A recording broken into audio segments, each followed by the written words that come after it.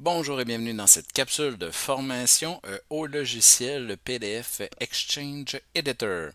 Aujourd'hui, nous allons voir comment d'abord l'installer et également comment utiliser son outil de reconnaissance optique des caractères.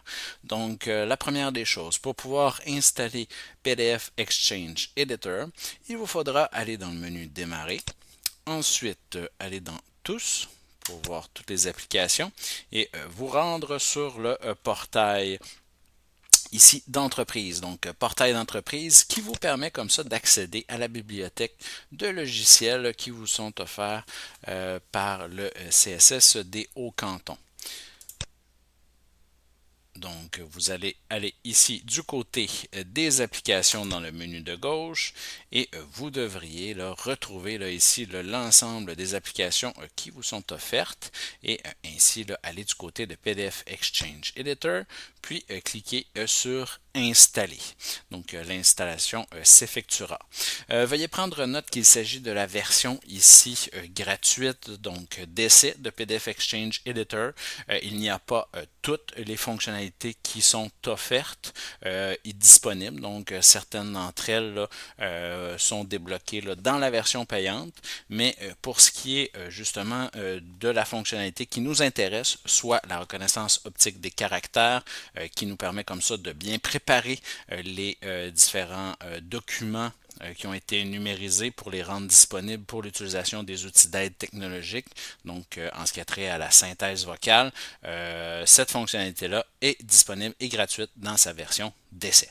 Donc, une fois celui-ci installé, on va aller là, ouvrir là, comme ça un fichier qui lui n'est pas reconnu. Donc, pour voir là ici s'il n'est pas reconnu, donc souvent le fichier va provenir ici du photocopieur, donc une numérisation qui a été effectuée. Lorsque vous cliquez sur la flèche, vous voyez là, c'est vraiment un encadré, une zone de sélection, donc on n'a pas la possibilité ici de l'utiliser. Donc, même là, si j'utilisais un logiciel là, de type là, WordQ ou Lexibar, on ne parviendrait pas là, ici à effectuer la synthèse vocale. Donc, pourquoi? Parce que l'ordinateur ne reconnaît pas là, chacune des lettres. Donc, il doit y avoir là, un logiciel qui, lui, va faire l'interprétation des caractères qui sont ici pour que la voix de synthèse là, puisse les lire. Donc, on va fermer ici notre Acrobat Reader DC parce que le dit fichier, on va l'ouvrir à partir de PDF Exchange Editor. Donc, pour ce faire, vous pouvez comme ça le cliquer sur le bouton droit sur le fichier, donc le bouton droit de la souris sur le fichier. On va cliquer Ouvrir avec PDF Exchange Editor. On aurait pu également là, ouvrir le PDF Exchange Editor, faire Fichier, ouvrir et aller là, comme ça là, chercher notre fichier tout simplement. Là. Donc, il y a deux façons de faire ici. Donc là, on voit ici, on a la main qui nous permet de nous promener sur le fichier. On va faire sélectionner du texte. Encore là, ça ne fonctionne pas. Donc, pour faire la conversion, on va aller tout simplement ici à convertir dans les onglets en haut.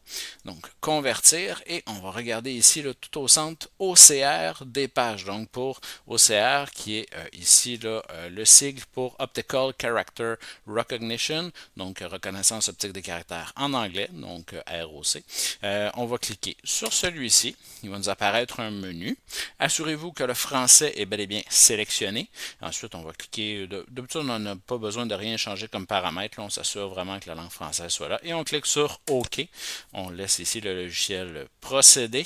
Et maintenant, si on est dans la sélection de texte, on va voir que maintenant on est capable de sélectionner le texte qui s'y trouve.